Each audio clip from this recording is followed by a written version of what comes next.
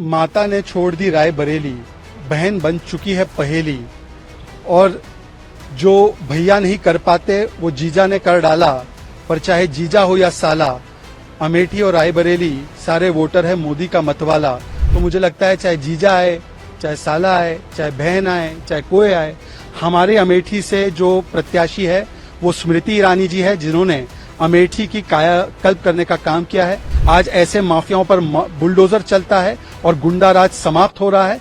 तो लोगों ने भी तय किया है कि चाहे जीजा हो या साला, सब है मोदी का मतवाला। देखिए, आज लोकसभा चुनाव के दूसरे चरण के मतदान में मैं स्वयं अपना मतदान जलपान से पहले करने आया हूं, और सबसे पहले समस्त देशवासियों को मैं विनम्र आग्रह करना चाहता हूं, जैसे प्रधानमंत्री नरेंद्र मोदी जी ने किया है, कि देश और लोकतंत्र को मजबूत बनाने के लिए लोकतंत्र के इस महापर्व में वो सभी अपना योगदान मतदान के माध्यम से दें।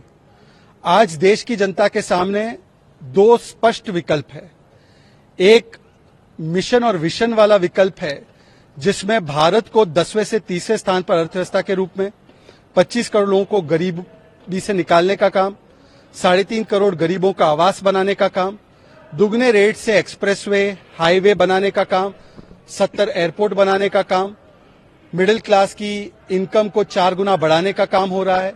और दूसरी तरफ कोई मिशन या विजन नहीं है, बल्कि केवल और केवल करप्शन, कमीशन, अपने फैमिली का एम्बिशन और पॉलिटिक्स ऑफ डिवीजन है, जिसमें कि देश को बांटने के लिए कभी सनातन पर भी हमला करना, कभी शक्ति पर हमला करना, कभी राम के अस्तित्व पर सवाल खड़े करना, कभी राम भक्तों की आस्था को पाखंड बनाने का काम भी किया जा रहा है, और भारत को उत्तर दक्षिण में, जातियों में और भाषाओं में विभाजित करने का भी षड्यंत्र रचा जा रहा है। देश की जनता बहुत समझदारी से मिशन और विजन की तरफ बढ़ रही है, जैसे 2014 और 19 में उन्होंने अपना मतदान किया है। और जो पॉलिटिक्स ऑफ डिवीजन और करप्शन करते हैं केवल अपने एम्बिशन के लिए, उनसे भी लोग आज हिसाब मांग रही है। आज तो जनता के बीच में यह भाव भी आ चुका है कि जो लोग अपनी राजनीतिक विरासत, अपनी इनहेरिटेंस, अपने परिवार की संपत्ति अपने आप को 100% ट्रांसफर करना चाहते हैं, वो आम घर मानस से 55% कब्जा कर, हड़प कर किसी वोट बैंक को देना चाहते हैं। मतलब कि आपने अगर उनको एक वोट देने की गलती की तो आपकी जमीन के 55% हड़पे जाएंगे। आपने उनको एक वोट देने की गलती की तो आपके 55% दुकान को हड़पा जाएगा। आपका 2 कमरे का मकान होगा तो 1 कमरा हड़पा जाएगा। आपकी 1 लाख की सेविंग होगी तो 55,000 रुपए खींच लेगा वो हाथ जो हड़पने के लिए आया है और वोट बैंक को देने के लिए आया है।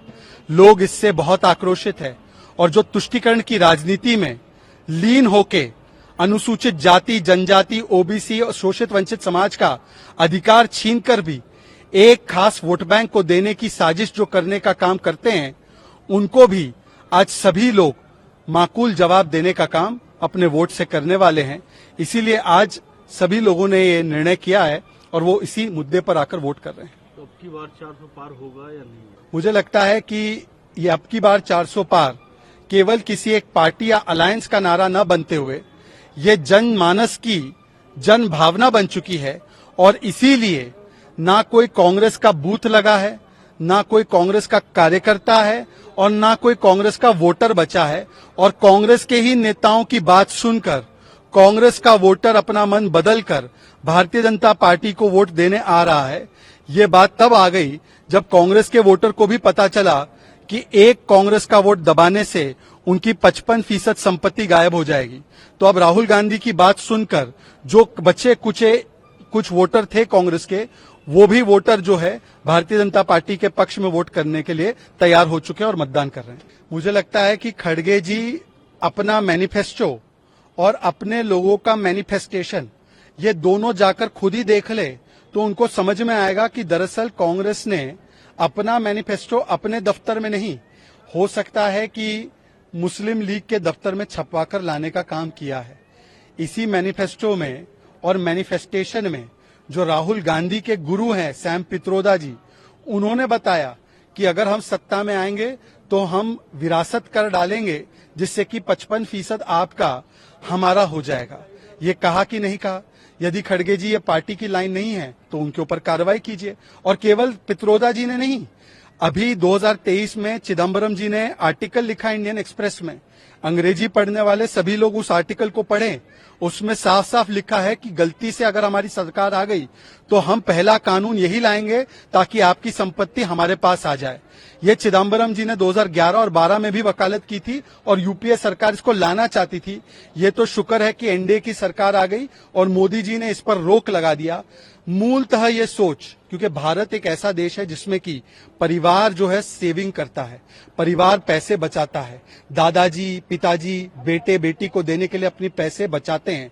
उन पैसों पर भी कांग्रेस की आंख और हाथ है। मतलब कि कांग्रेस का नारा बन चुका है खड़गे जी कि कांग्रेस की लूट जिंदगी के साथ भी और जिंदगी के बाद भी। तेलंगाना सीएम ने बोला है कि बीजेपी की सरकार आएगी तो हम रिजर्व। देखिए, भीमराव बाबा साहेब आम्बेडकर जी का अपमान करना ये कांग्रेस का चरित्र है। कांग्रेस ने जीते जी आम्बेडकर जी को 2 बार चुनाव हराए।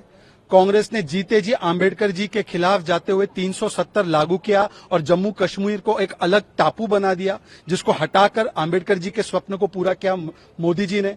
कांग्रेस ने जीते जी बाबा साहेब भीमराव आम्बेडकर जी को ऐसा अपमानित किया कि वर्षों तक उनको भारत रत्न से अलग रखा गया और दिया नहीं गया, हालांकि परिवार के सदस्यों को तुरंत मिला। आज वही कांग्रेस पार्टी आम्बेडकर जी के खिलाफ जाकर धार्मिक आधार पर आरक्षण देने की बात केवल तेलंगाना नहीं, जब विभाजित नहीं हुआ था आंध्र प्रदेश तब भी उसने किया, कर्नाटका में भी किया। और हर जगह कांग्रेस पार्टी ये पॉलिटिक्स ऑफ तुष्टीकरण करके, पॉलिटिक्स ऑफ डिवीजन करके ओबीसी और समाज अनुसूचित जाति समाज का अधिकार छीनकर एक विशेष वोट बैंक को देने की षड्यंत्र रचने का काम कर रही है, जो आम्बेडकर जी की सोच के खिलाफ है, जो संविधान के खिलाफ है। मैं तो कांग्रेस से ज्यादा अखिलेश जी से पूछना चाहता हूं, लालू जी से पूछना चाहता हूं, क्या आप इस पक्ष में हैं कि हमारे ओबीसी समाज के भाइयों का बहनों का अधिकार छीनकर एक विशेष समुदाय को दे दिया जाए जबकि उनका अधिकार नहीं बनता? क्या आरजेडी और समाजवादी पार्टी इस पर कोई बयान दे पाएगी? नाना करते हुए अखिलेश भी जो कन्नौज से लड़ रहे। देखिए, कम से कम उत्तर प्रदेश के 2 तथाकथित लड़के, क्योंकि अब तो लड़के रहे नहीं, वो 50 की उम्र से ज्यादा हो गए, तो ये 2 बुजुर्ग हो गए। कम से कम 2 बुजुर्गों में से एक बुजुर्ग ने यह निर्णय लिया कि अपने परिवार की विरासत बचाने के लिए वो कन्नौज जाएंगे। हालांकि सभी समाजवादी पार्टी की पारिवारिक सीटों पर परिवार के सदस्य ही 5 सीटों पर लड़ रहे हैं, चाहे बदायूं हो, चाहे कन्नौज हो, चाहे मैनपुरी हो। वहां पर किसी और का रीडिस्ट्रीब्यूशन नहीं हो रहा है, केवल ये अपने तक ही सीमित रखना है। पर सवाल ये बनता है कि जो दूसरे यूपी के लड़के या बुजुर्ग है वो अपनी विरासत बचाने अमेठी क्यों नहीं जा पा रहे? और 26 तारीख आज केरल की वोटिंग समाप्त होने के बाद क्या आप घोषणा करेंगे कि दूसरी सीट से लड़ेंगे? मतलब कि केरल के लोग जान ले कि केरल के साथ कितना बड़ा धोखा करने का काम राहुल गांधी कर रहे हैं। उन्होंने अभी तक घोषित नहीं किया है कि दूसरी सीट से लड़ेंगे नहीं लड़ेंगे, मतलब केरल को वो बैकअप समझ रहे हैं। अब जो केरल को बैकअप समझे, केरल के लोगों को भी समझना चाहिए कि ऐसे लोगों को अपने जगह नहीं देनी चाहिए। अमेठी के लोग तो रॉबर्ट वाड्रा जी का पोस्टर बनाने लगा रहे हैं कि अमेठी में। देखिए, मैं तो इस पे एक छोटी सी कविता कहूंगा कि माता ने छोड़ दी राय बरेली, बहन बन चुकी है पहेली, और जो भैया नहीं कर पाते वो जीजा ने कर डाला, पर चाहे जीजा हो या साला, अमेठी और रायबरेली सारे वोटर है मोदी का मतवाला। तो मुझे लगता है चाहे जीजा आए, चाहे साला आए, चाहे बहन आए, चाहे कोई आए, हमारे अमेठी से जो प्रत्याशी है वो स्मृति ईरानी जी है, जिन्होंने अमेठी की कायाकल्प करने का काम किया है।